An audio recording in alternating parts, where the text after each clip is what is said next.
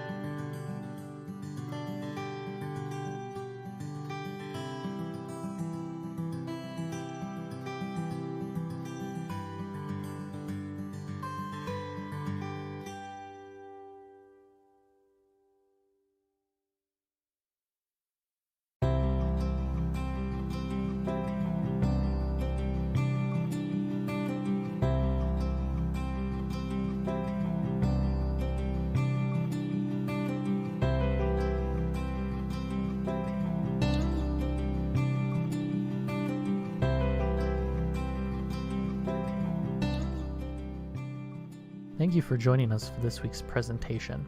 If you'd like to learn more about applying for the Rehabilitation Counseling Education Master's Program or the Rehabilitation and Addiction Counseling Master's Program at St. Cloud State University, please email rce@stcloudstate.edu. Applications are currently being accepted for the fall 2021 term.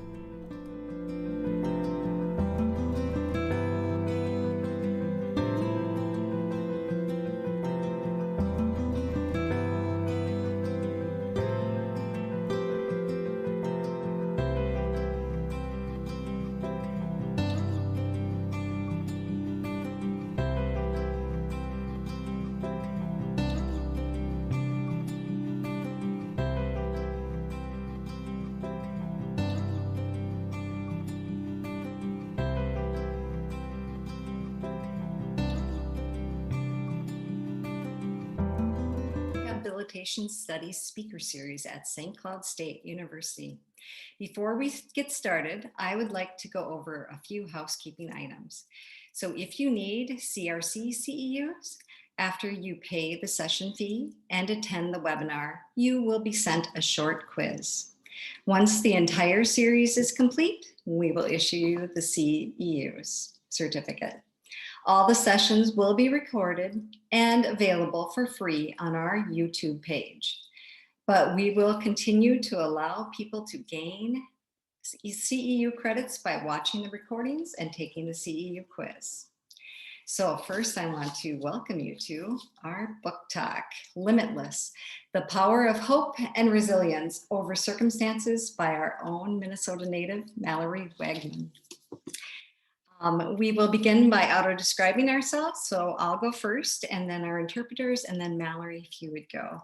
My name is Joan Hauck. I am a cis female licensed school counselor working at a local elementary and a graduate student in addiction rehabilitation counseling here at St. Cloud State.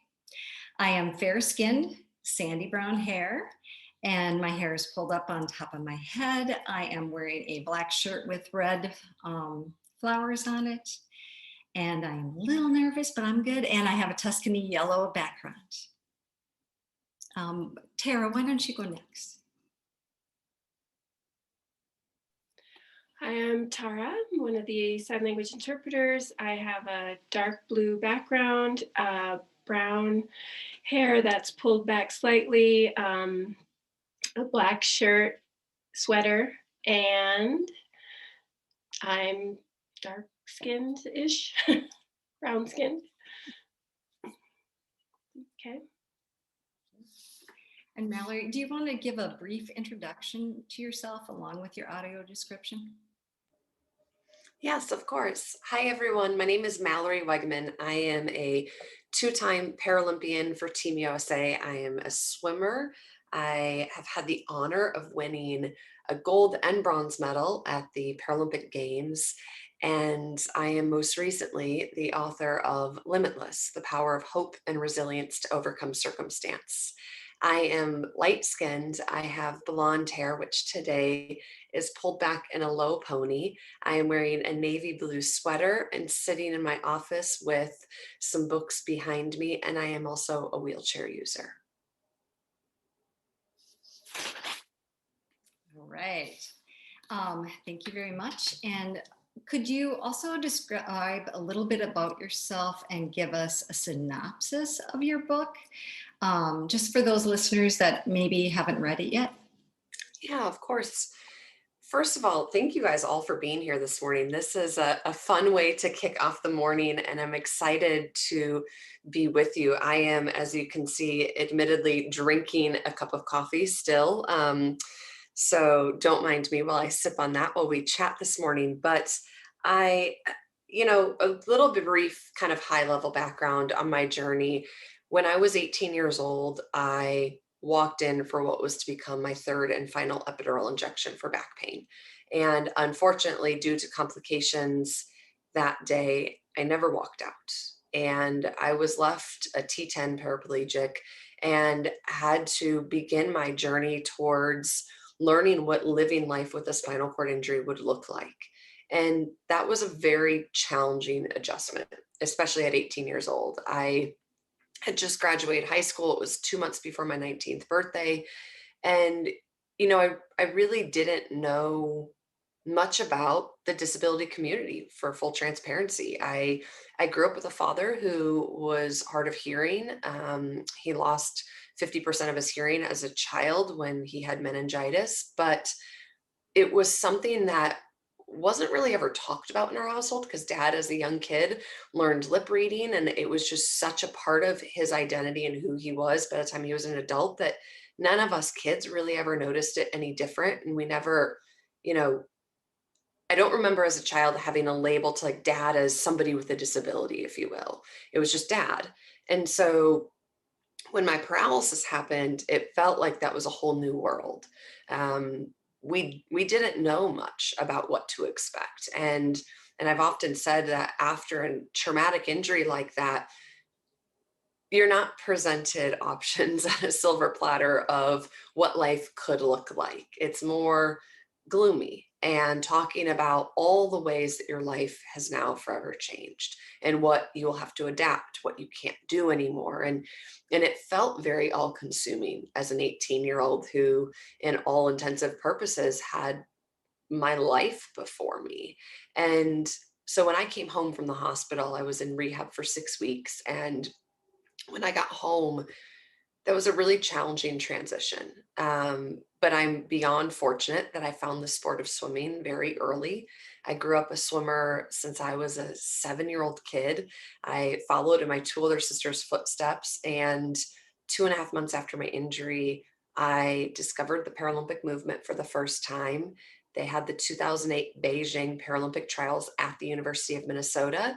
And, my family and I live in Egan. And so that was just a hop, skip, and jump down the road from us. And we ended up going that evening.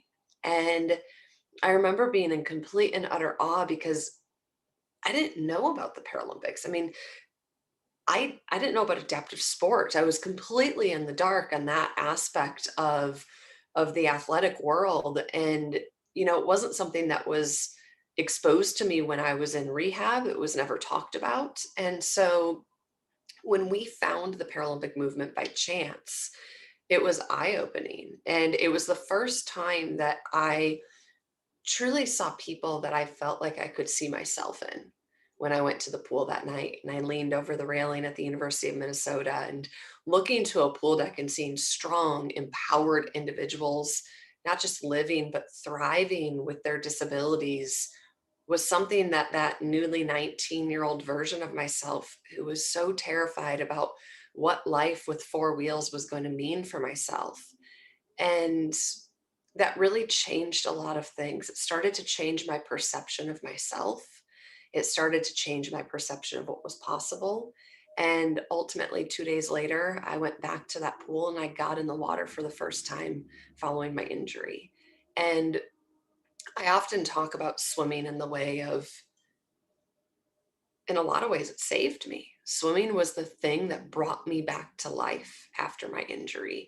And it gave me something that allowed myself to connect to who I was before January 21st, 2008, while meeting me in the moment of where I was as I navigated through those circumstances and leading me towards something in my future. And I so desperately needed that. I needed to feel connected to my past and not have my life segregated into these two time periods: life before January 21st, 2008, and life after. And so swimming was that bridge. And sport has taken me far, but it's been about so much more than just sport. It's about what it's given to me and the idea of learning how to adapt and face fears and goal set again and aspire to, set goals and aspirations in my future. And, it's been 13 years. It's crazy to think about that. And here I am now, a very proud two-time Paralympian, going for my third Paralympic Games in Tokyo this summer. I'm most recently an author. I'm co-founder and co-CEO of a production studio and social impact agency. I am a motivational speaker. I'm an advocate. I'm a dog mama. I'm a wife. I am a lot of things. And I'm also a proud woman with a disability. That is not the only thing about me. And there's freedom in understanding that we get to have multiple aspects to what our identity is, and we're not defined by just one. Thank you. I think a lot of us can identify with you. Can you tell us, you've earned a lot of awards, and I did learn recently you set some records, but could you tell us, for our listeners, tell us which awards really kind of impacted with how you viewed yourself? Yeah, Joan, that's a great question. And I look at it because in so many ways, I think one of the things that impacted me the most didn't come in an award. So I'm going to dovetail a teeny bit on that. But when I got back in the water after my injury, I I fell in love with the sport of swimming again. And it was that reminder that what happened on January 21st, 2008, well, it changed the trajectory of my life. It did not define who I was as a person. And realizing that that power came in the choices that I made moving forward. And so after I got back in the water, I literally every day hovered that black line. And it was my way of fighting back against this notion of feeling like society had put me in this box of being physically disabled, as in it felt that society's perception of physical disability is that you are physically incapable of doing something. And so every time I was over that black line and I could do something different day in and day out, it was me proving that I wasn't physically incapable. It was me proving that I was still strong and powerful and that my body was still capable of doing incredible things. And so that gain of every day going to the black line and seeing just what else I could accomplish on that day as I looked to the pace clock and training led me ultimately Memorial Day weekend of 2008, just less than 6 months after my paralysis, to my first competition. And I raced at the University of Minnesota in a Minnesota swimming club meet. I was one of the only individuals on the pool deck with a disability. And I was just racing against age group swimming kids, the version of me when I was 7, 8, 9 years old. And here at 19, I was racing 8 and 9-year-olds. And, every single one of them beat me. I didn't win a single thing that day, but it wasn't about winning. It was about realizing that I had the power to continue to do the things that I loved. And the fact that I was paralyzed was not going to be the defining factor of what could become in my future. And so I would say one of them, it was that moment of just redefining what this looked like for me and realizing that, well, for all intents and purposes, I had no control over January 21st, 2008. I had no say. I had no control over what happened in that room. Um, I did have control in how I responded. And that was a really empowering thing to learn that early on after my injury. Um, I would say, I'm going to go to most recently. My London 2012 gold medal. I think that is forever a symbol, and it's not because it's a gold. I mean, it was an incredible moment in my career and something that I will cherish for a lifetime, and something that hopefully I'll have the honor of being able to do again, sit atop the Paralympic podium and hear the national anthem play while wearing our Team USA uniform. But I think it was so much more than 31.13 seconds it took to win it. And it was understanding that here I was 4 years later. I was paralyzed in 2008. I was now at the 2012 games. And those 4 years, there was a lot of growth as an individual and a lot of self-discovery and a lot of falling and getting back up and falling and getting back up again to try to figure this thing out. And sitting atop the Paralympic podium on September 2nd, 2012 was such a reminder of the power of community. And all these years later, I have no doubt in my mind that, while that was an incredible race that night, if it weren't for the people in my life, I would have never had the opportunity to be on that podium. And I think the minute we find strength in taking our mentality from I do it to we do it is when we really start to realize the power of what our possibilities are. And, after an injury, it's really easy to get stubborn. It's really easy to want to be hyper independent, to prove that you can. And that's a blessing, but also a curse. And I mastered that early on. But then there was the time where I had to figure out, okay, but asking for help doesn't mean I'm weak. It's actually the strongest thing we can do. And so then taking that I do it stubbornness and independence and leaning on the greater community around me so it can be a power in numbers as we looked to do whatever it is we were trying to do. And so I would say that was a big learning for me in London. And, most recently, we're going to go with the one that just happened this weekend. I swam in my first race back. Since January of 2020, due to COVID, I haven't been able to race. And I got up at the starting blocks at the University of Minnesota, which is my favorite pool to race at because it's where I first got in the water after my paralysis. And I broke 2 American records. And those American records were a reminder that these past 7 years, I have fought a secondary injury. I have a permanent nerve damage to my left arm due to a fall that happened in 2014, and readapting to living as an individual with paralysis with one less fully functioning limb was extremely difficult, let alone trying to see a path forward for my swimming career. And admittedly, 7 years ago, I thought I was going to retire. I didn't see a path forward for my swimming. And fortunately for that we do it mentality, I leaned on the people who surround me, and we decided to fight for this dream. And I fought for the Rio 2016 games. I made it there and ultimately came home from Rio and was out of sport for 2 more years with 2 major surgeries to my left arm. And so it just felt like everything since my arm injury has been this, kind of 10 steps forward, 1 step forward, 10 steps backwards game, right? And this past weekend, it was so empowering because I feel this year in particular, we as a society have gotten kind of lost in this idea that we need to return to what once was. We need to go back to normal.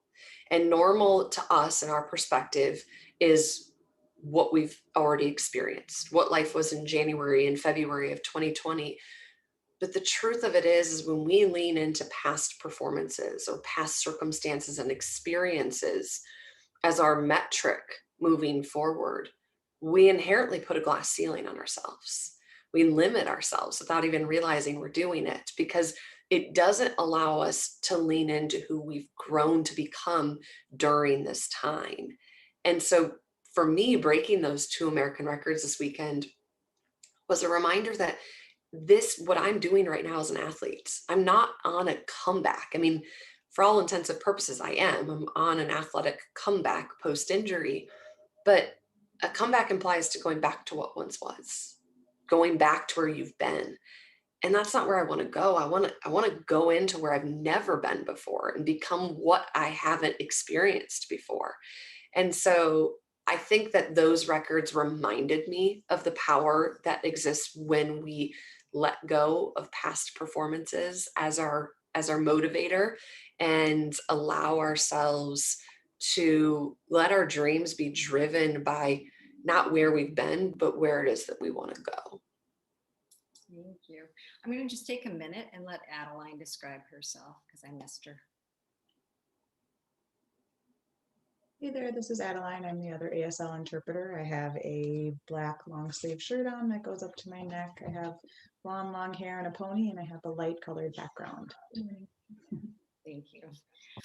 Well, and what you say, Mallory, is just, it's so amazing. And if I could teach every child all those lessons in one little snippet, I would, because those are to die for. When I read your book, I was very inspired by your optimism, and you talk a lot about Jay being optimistic, your husband. But in your book, you're loaded with inspirational quotes, and I'd like to take little pieces of the book and put them in an inspirational quote book, and because I love that stuff. But the other thing that amazed me is just your mantra is good overcomes. And I wonder if you could talk about how that tenacity and resiliency that you have was kind of stemming from, you and just it was instilled in you, and just how after that second injury, which almost sounds like it was even harder than the first one to feel like you're succeeding in, because your hopes and your dreams kind of got smooshed, but then you overcame that. But where did you reach in and grab that? Wow.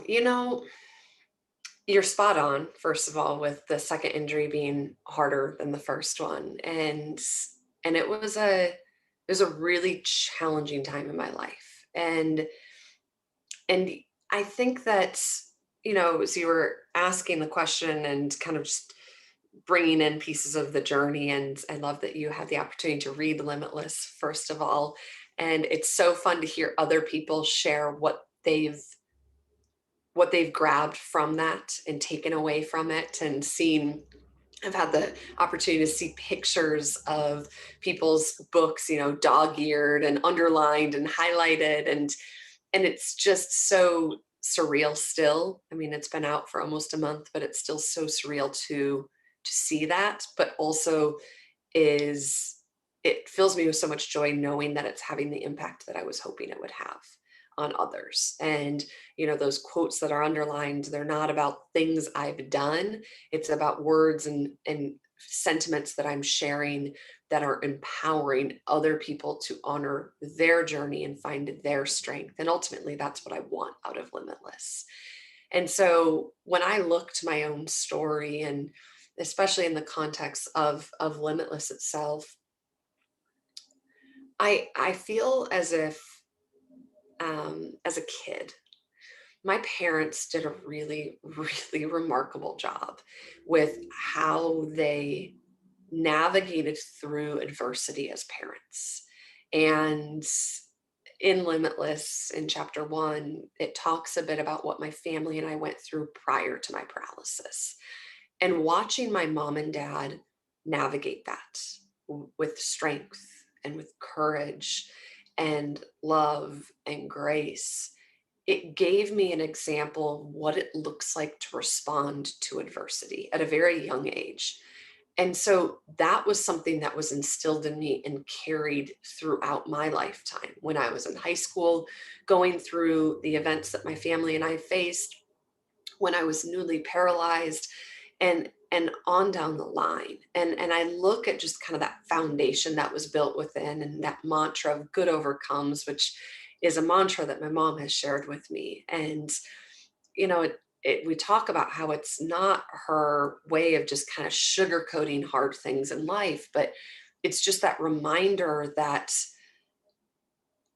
there's light.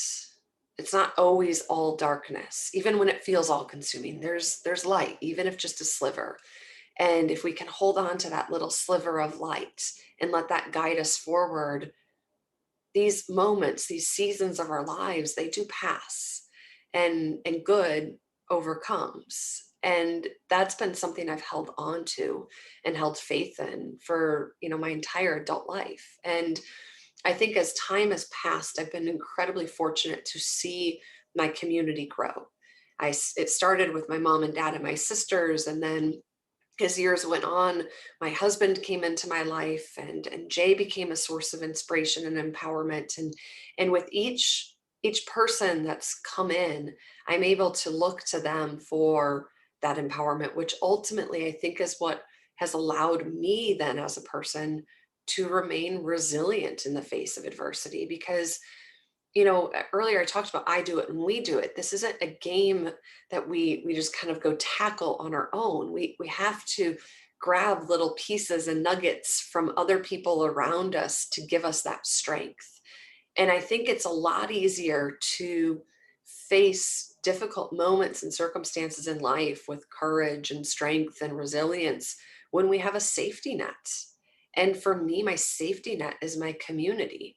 They're the people where I know if the bottom gets pulled out from underneath me and I fall flat on my face, I've got them there to help pick me back up.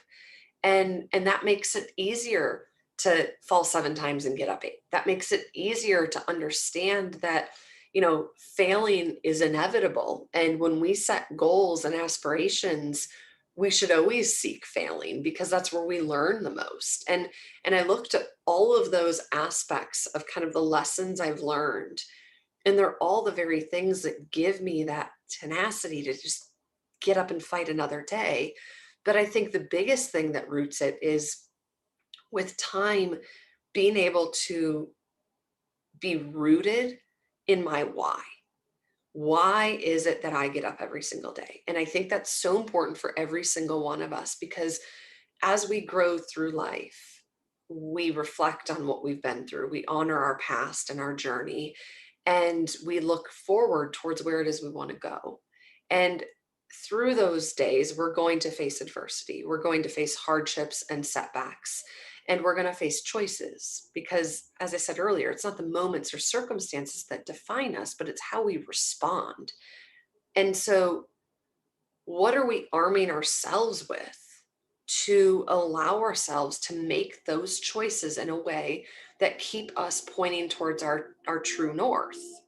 And for me, I've found a lot of strength in time of knowing what my why is, surrounding myself with people who remind me of that why when I need the reminder, and allowing that to be the thing that moves me forward and leading with purpose. Because when you do that, it's not easy necessarily to be resilient when it feels as if everything's been pulled out, but it definitely helps put the pieces in place, because there's meaning behind it, and there's an understanding of what it is that you are trying to do. And so I think kind of that very quick, long list of factors is such a big part of this. Resilience isn't just this like, let's pull one quick one quick thing. And if I just repeat this to myself, then I'm going to be resilient no matter what comes my way. And you know what? None of us are going to be perfectly graceful when it comes to that. And frankly, I think that that's kind of part of the deal is, sometimes resilience is just about showing up. And you don't have to always do it with a smile on your face, and you don't always have to do it gracefully, and you're not always going to get it right, but just showing up every single day and allowing that to set pace for the weeks and months ahead. That sometimes is the most resilient thing that you can do. Wow, if I could just take that little moment that you just made that speech and like box it up for my children, those are all the lessons in my daily life I try to teach. Resiliency and just that seeing the world through a new lens, but also finding your why. Yeah. There's another thing I'd like to ask. So when I read your book, I just love your descriptions, right? Your description of your wedding is just wonderful, and what you were going through personally, and everything that was leading up to that day. But you wanted to walk down the aisle, and I wonder if you could speak to a little bit about wanting to walk down the aisle, but still have your wheelchair in that day. Yeah. Our wedding day was such a special day. And I think anybody who's married feels the same way about theirs, because it's just that moment that your two worlds become one. And Jay and I met after my paralysis. We met in 2011. So I had been paralyzed for over 3 years when we met. And he didn't know me walking. And, I didn't know how to use leg braces early on. So that wasn't something that we had ever experienced together. And I think that for our wedding day, walking down the aisle wasn't about the need to stand up at 5'9" and place one foot in front of the other in order to feel beautiful or to feel bridal. But for me, it was, I wanted to link arms with my dad and have my dad walk me in to this next chapter of my life. And on January 21st, 2008, my father was with me, and he was at the head of the procedure table the moment that I was paralyzed, and we shared that together. And he was the last person to see me walk. And so that desire was something that I had desired since before Jay and I had even met. And, after we met and became serious, I shared with him, like, this goes that way. My goal is to walk down the aisle on our wedding day, or on my wedding day, because I didn't want to be presumptive at that point in time in our relationship. And so that was a big thing. But at the same time, my identity, I am so proud of the fact that I am a woman with a disability. And all these years later, the four wheels beneath me, they don't confine me or limit me. They've enabled me, and they've been the very vehicle that have carried me into some of my wildest dreams. And so it was really important that that was also a part of the day. And so we made some really special moments of me in my wheelchair, and I had a sitting dress and I had a standing dress. And so we did our first look with me in my wheelchair in my sitting dress, and my medical team from the Mayo Clinic met me at the church before I got ready to go down the aisle, and my physical therapist helped me get my leg braces on, and we'd been practicing for months to get this down, and they helped me get into my wedding dress, and they were with me all the way up until the doors opened in the church before my dad and I took our first steps. And it took 5 minutes to go 75 feet. It was slow, but it was exactly how I wanted it to be, because me walking down the aisle was my choice. It wasn't, something I needed to do, like I said, to feel beautiful. I was moving down the aisle towards a man who I knew in my heart of hearts didn't care how I got there. Wheelchair, walking, crawling, he did not care in the slightest. He just wanted to get married. But I wanted to stand eye to eye and say our vows. I wanted to have that moment with my dad going into this next chapter of my life. And I wanted to have that moment with my husband as we walked down the aisle after saying our vows, and being able to link arm in arm, and look eye to eye to each other. And so those were very, very special moments. But as I said, my wheelchair was also an incredibly special part of the day because that's a big part of who I am at this point in my life. And I think that what I loved about our wedding is it allowed me to lean into who it was that I wanted to be. You know, getting up and using leg braces shouldn't be this shameful thing of like, oh, I'm leaving my wheelchair, like it's making a statement. It's just, I'm just Mal. I'm a person outside of all of those things. And if I choose to put leg braces on and use those to move forward, or I choose to sit and use my wheels to move forward, it's me making that choice. And I think that's something that's so important for all of us to remember is we do get to make those choices for ourselves, and we do not have to be boxed into the version that society tells us we should be. And so that was a really beautiful day and a very, very special day for many reasons. I do love that you just keep bringing it back to understanding who you are and just enjoying the person you are, and it's not about the stuff. So Yeah. that's just, oh, that's wonderful. For those of the people, the viewers or the listeners who haven't read your book, what should motivate them to read Limitless? I mean, I can. Well, first of all, Sorry, Joan didn't hear the question. Oh, I'm sorry, I didn't hear the question.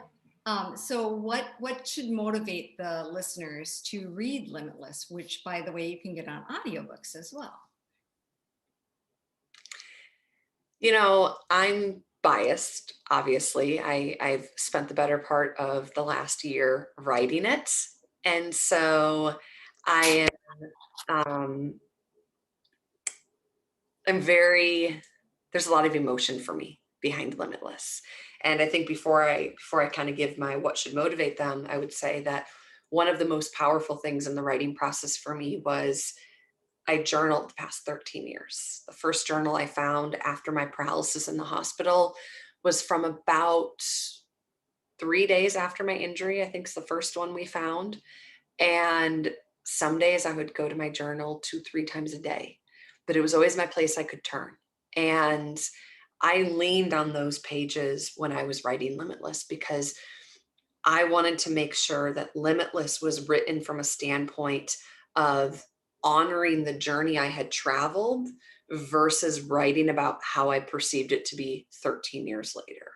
And so those journals were my guiding force in those early years. So that way, when I was writing it from a lens of how I truly experienced it.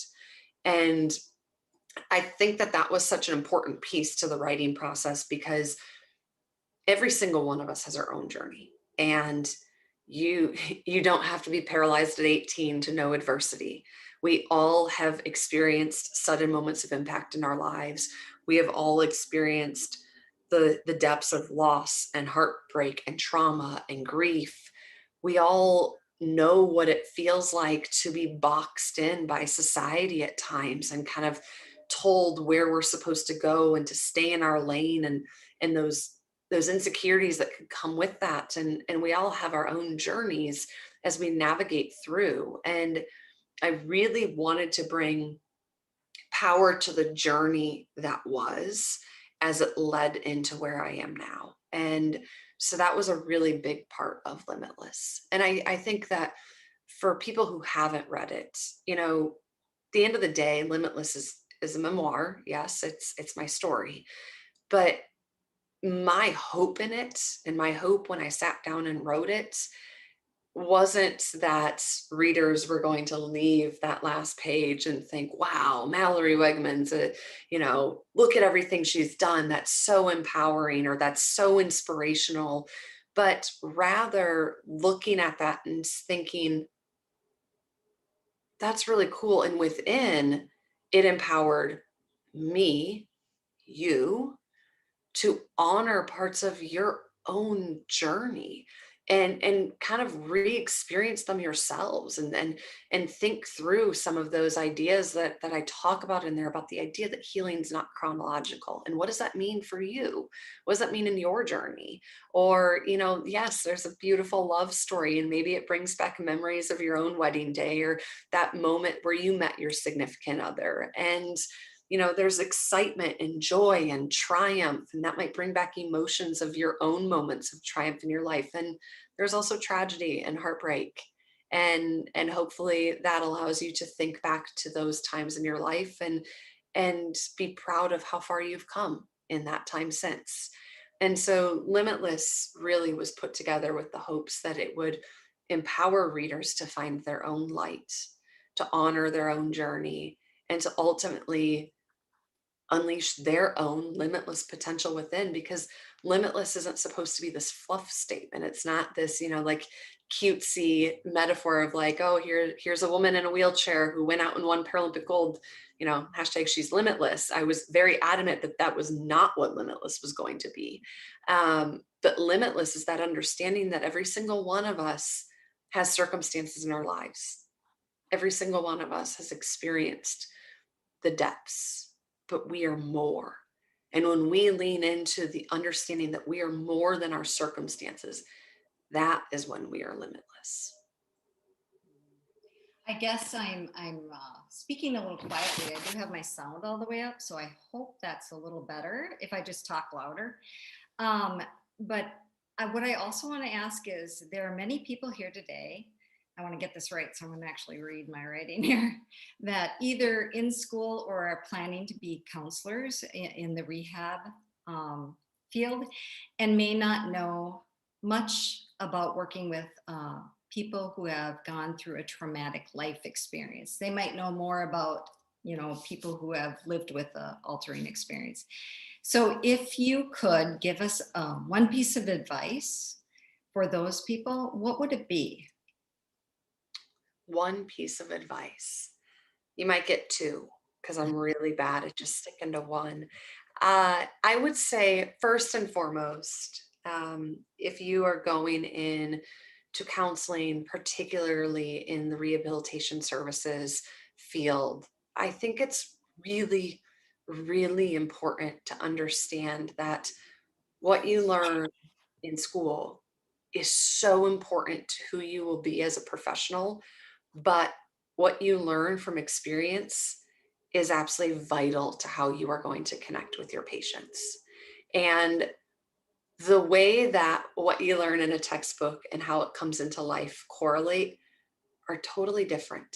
And they're different in, it's grief, for instance. We talk about the 12 stages of grief. Is it 12 stages? We're going to go 12. Sounds right. I clearly have not paid much attention to the stages, because while there's power to them, I really truly do think that healing is not this linear approach. It's not this, okay, you move through this stage and now you're at this stage and then you go here. You bounce around. And you know what? You might be 6 months after and be experiencing joy and happiness, and that's okay. And you might be 5 years after and be experiencing pain and sadness, and that's also okay. And so I would just encourage all of you, when you find yourself in those moments, the practicality of what is learned and how it plays out in life is sometimes different. And leaning into that and letting yourself learn from your patients so you can be better for the next patient is so important, because they're the ones out there living that. They're the ones that are experiencing it day in and day out. And early on after my injury, I remember battling so much with this idea that if I experienced joy too soon, I was told that I was in denial and I wasn't accepting what had happened to me, as if accepting what had happened to me required me to be sad at all times. And as time passed, if I was experiencing sadness and pain too long after, then I wasn't letting go of what had happened to me. And there's just this societal pressure of this timeline. And that's something that, when, especially as a wheelchair user, that's my experience, so I can speak to. When you go out into society, that moment of your life is stamped on you for the world to see. For the stranger at the grocery store, for the person out at the mall, anyone who wants to see the most traumatic day of your life gets a sight line right into it by the fact that I wheel in on 4 wheels. And so the way in which society treats us, unfortunately, becomes a weight that we carry at times when we're in those early stages. And it was a weight I carried for a long time.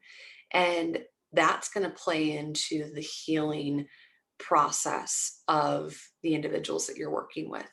And just to be aware of that, to know that, I'll go to a grocery store, it's been 13 years, and I will have a gentleman in the produce section motion to my body in my wheelchair with a smile on his face and pity in his eyes and say, it must be so miserable to live life like that. And I, as a woman, have to deflect that. I have to figure out, how do I not let that affect everything I'm doing in my day, not give merit to his words, and just move on and go and get my limes. And that's really hard. And so that's a factor in, we're not just trying to heal from the trauma that we've experienced, but now we're trying to heal from the trauma we've experienced while healing in a world that in a lot of ways doesn't always feel like it's built for us.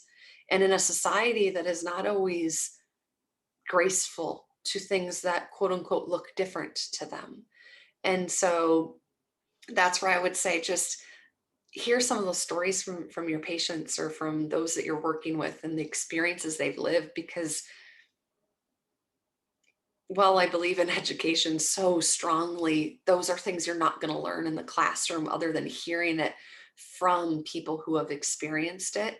And so I guess if we're bringing this back to one piece of advice, my advice would be to continue to let yourself learn as you go out 5, 10, 15, 20 years into your career, and continue to allow those that you're working with who have experienced it to be your teachers. And you might grab a little nugget from each person you've worked with. And after you have, a handful of individuals, you realize, wow, okay, that all kind of ties back to this thing that I learned in this setting.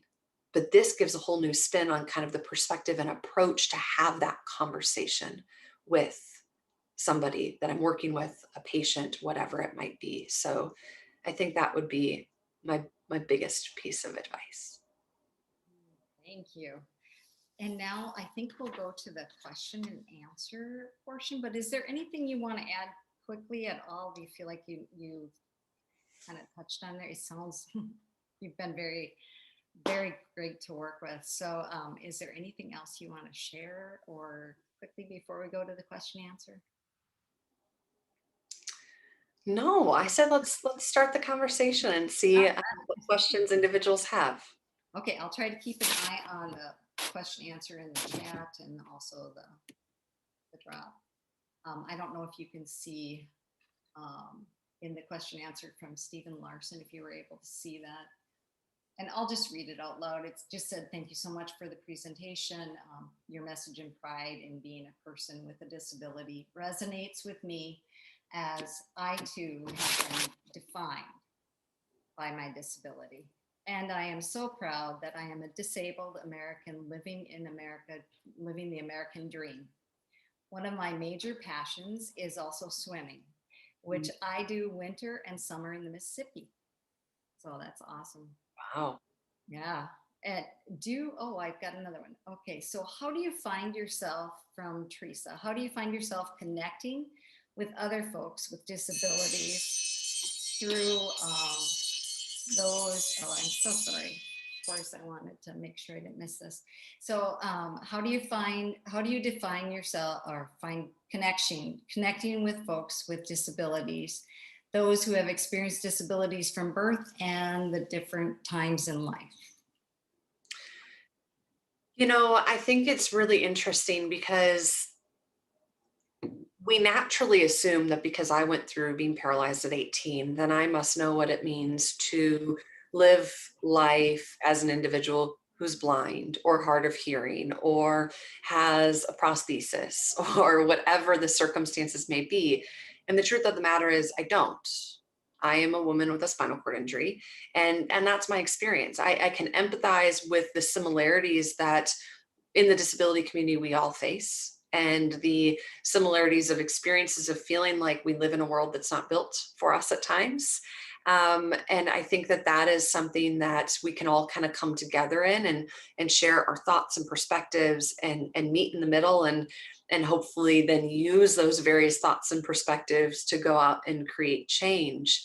And I think that that's one of the most powerful things is when connecting with other people. I look at my Team USA teammates for Paralympic swimming, and I mean, goodness, we represent a wide demographic of the disability community, from individuals that have been born with their disabilities to war veterans who have acquired them, overseas fighting in our military, to individuals like myself who have incurred them through life.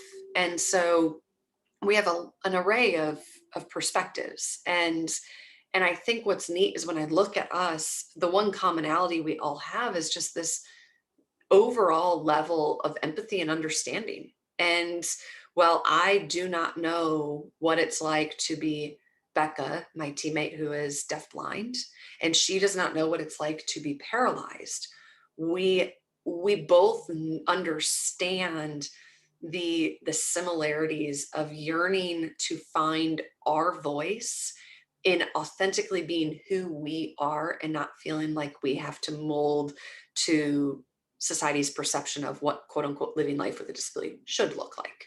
And I think that that's such an empowering thing. And I think that's such a strong reminder. And it's a reminder for anyone who lives outside of the disability community, but is passionate about bringing a voice to the disability community, that not all disabilities within are the same. And we are a very large demographic with a lot of variances within our community. And that's important to recognize and understand in order to give our community at large the strongest voice possible. I'm going to kind of circle back just because I didn't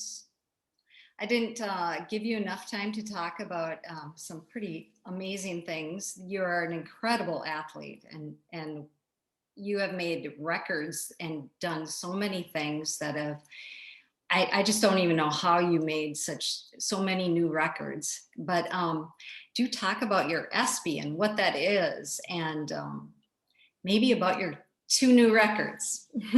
Yeah. So my ESPY is actually sitting behind me. I'm sitting in front of my desk. And so behind me on my desk is a stack of books, but also my ESPY on the side. And it is about probably 1.5 feet tall and weighs 20 pounds. And it has this beautiful silver globe on the top. And so it is a statement award for sure. And I keep it on my desk next to, it's not there at the moment, but there's a picture of my husband and I. And I do that because while I won my ESPY in 2011, my ESPY sitting on my desk is less of a reminder of my ESPY and more of a reminder of my love story with my husband, because he was actually sitting in front of my parents up in the balcony the night I won my ESPY award. I wasn't seated with them. I was seated down on the floor with a number of the other nominees and awardees. And up in the balconies where my parents were just able to get their tickets, and my now husband was sitting up there. And he overheard my parents talking because they were doing the proud parent moment of, me having just won the ESPY award. And maybe 3 weeks later, we both found ourselves on the other coast. So the ESPYs were in LA. We found ourselves in New York at a sponsor event for the 1 year out to the London 2012 games. We still didn't meet that night. He saw me on stage and recognized me from the ESPYs and the story my parents had told. And I saw him across the room. I thought he was cute and was kind of curious, but I was admittedly there with my boyfriend at the time. And I didn't think anything of it. And then a few months later, I had been in conversations with a gentleman about having him represent me for my marketing rights for sponsorship promotions moving forward in my career. And my dad and I were both talking to him because my dad was helping me with all my sponsor contracts. It was just getting to be a little much. And I decided that this person was the literally the perfect fit. I mean, all of our values seem to align for what I wanted my career to stand for professionally, about more than, quote unquote, just being an athlete that wins awards and has incredible sponsor support, but doing it in a way that matters and makes a difference. And so he ended up coming to Minnesota so we could meet for the first time in person and talk through some of the details as we kind of laid a roadmap going into London. And my dad and him had met previously. And when he showed up in Minnesota at the pool, I realized, oh my goodness, this is the cute guy from the BMW event, which sounds so ridiculous. And, we were both in relationships at the time and became really dear friends, and then ended up falling in love. And we've been together ever since. And so that ESPY and that photo of us is our serendipity moment. It's that moment where it feels like that's kind of when the world started colliding us, and the world kept colliding us until we woke up and realized that that's where we were meant to be. And so, I look at my awards and moments through my career, and as you can tell, well, they are incredibly special and so meaningful. And I'm beyond proud of what I've done in my career. I've held 15 different world records, and I've broken those 15 world records probably 60 different ways. I've held 34 American records that we were trying to count the other day. And again, I've probably repetitively broken them well into 100, 150 times.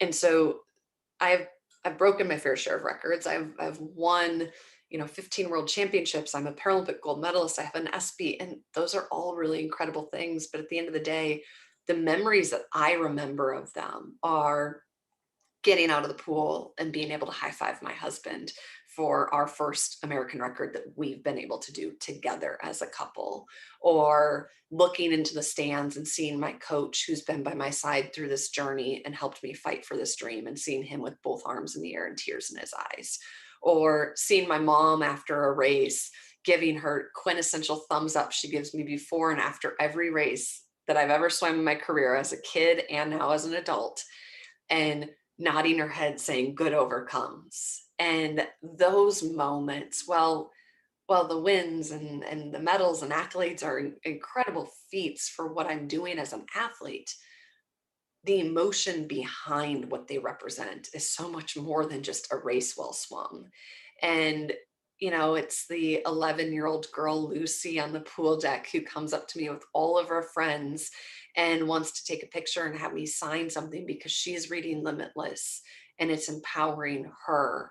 And she's seen me swim, and here she is, I hate this term, but I don't know what else to say. So a quote unquote able-bodied swimmer, and she's drawing inspiration from an adaptive athlete, showcasing that, individuals with disabilities, we do also inspire and empower in a meaningful way individuals without. We're not just there as a reminder of like, oh, life could always be worse. We do things in our lives that are empowering for the weight of what that accomplishment is. And, you look at that and you realize that at the end of the day, I look now to Tokyo and what I'm doing as an athlete and what I will represent when I sit on those starting blocks in Tokyo is about something so much bigger than myself. And it's about knowing that in that moment, there could be some young girl or boy sitting in a family room somewhere in the world watching with their family. And that could be the thing that empowers them to go chase after their dreams and inspires that next generation. And I think that that's ultimately, that's what the records and accolades come down to. It comes down to creating a path forward. To say that I'm a 15-time world champion is really cool, but to say that, who knows who could hear that and say, wow, I want to do that. Or to be an author and have your image on the cover of a book. It's not about me being on the cover of Limitless. It's about knowing that every single bookshelf in America that Limitless sits on has a woman in a wheelchair on the front cover. And in that moment, we get representation, because how often do we go into store after store after store and never see disability in the displays, or imagery or employees or anything. And we have an entire generation that has just yearned to see a path forward, to see something that they too could become. And so for me, that's the accolades. I'm very proud of what I've accomplished in my career, but the meaning behind them is about something far beyond the actual accolade itself. I have a daughter who was a high school swimmer, and I know how much that took her because she was pretty dedicated. But I'm just curious, how many hours do you train? A lot. Interesting. I say less than I used to. I turned 32 on Friday, which is still very young in, perspective of life outside of the pool. But as an athlete, I'm getting quote unquote older. My main competitors are in their early 20s. I've got at least a dozen. I've been racing longer than they've been alive. And so we've had to definitely alter training, and training looks a little bit different. So from a swimming standpoint, I swim 2 hours a day, 5 to 6 days a week. Right now, we're pretty squarely at 5. As we get closer to the games, we will add our Saturday swims, just because a games lasts for 10, 11 days. And I swim 6 different events. So I need to have that stamina. I lift for an hour and a half, 2 days a week. So Mondays and Thursdays, I leave the house at 9:15, and I get home at like 3:00 because I fuel in between, but I'm basically going from one workout to the next. So Monday, Thursdays are my heavy days. And then every other day, the one thing I always preface is training is not just swimming anymore. It's the recovery stuff. It's the going in for body treatments and getting ultrasound and laser and cupping and all kinds of very not glamorous things done to help make sure my body can recover adequately so I can do it again tomorrow. We focus a lot on quality over quantity, which means every time my body is in that pool for training, we have pretty high expectations of the way in which it's performing. So recovery is vital. And then nutrition. And so, while I on Tuesday, Wednesdays, and Fridays only swim technically 2 hours, that's my only workout for the day. Those are also my heavy intensive recovery days. So I could be going in for treatments to do body work to kind of help my body reset for the next day to make it through the week. Mental performance is huge. So I have weekly mental performance sessions with a coach that I work with closely to kind of help reframe how I approach things in training, in competition environments, especially in a year where everything has changed and there's far less control than any one of us would probably like, especially an athlete showing up behind a starting blocks, knowing everything around that has kind of changed. And so there's a lot that goes into it, but I really love all the different aspects, and I love how much they parallel life out of the pool for me and the way they challenge me to be better, not just as an athlete, but as a person. Oh, thank you so much. Thank you.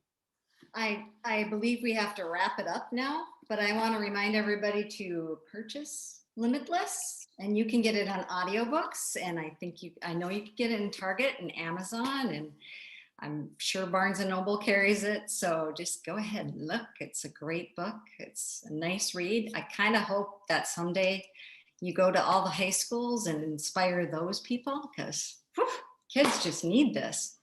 I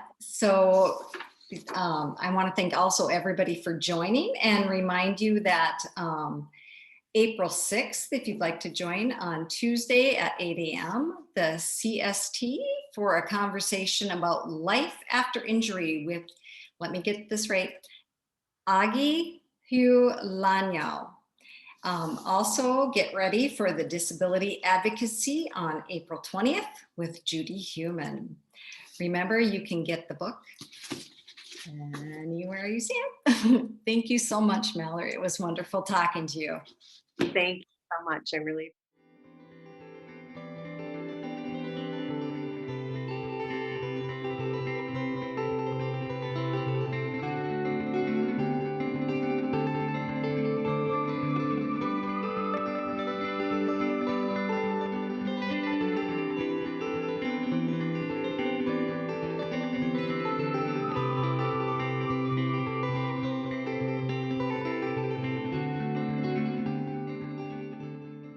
Thank you for watching the Rehabilitation Studies Speaker Series.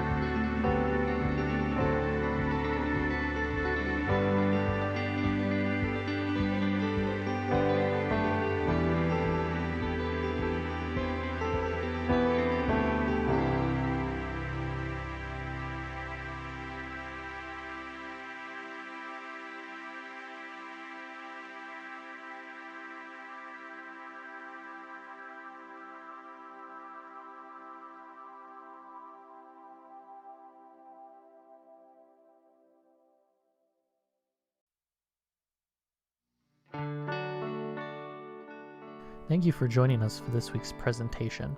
If you'd like to learn more about applying for the Rehabilitation Counseling Education Master's Program or the Rehabilitation and Addiction Counseling Master's Program at St. Cloud State University, please email rce@stcloudstate.edu.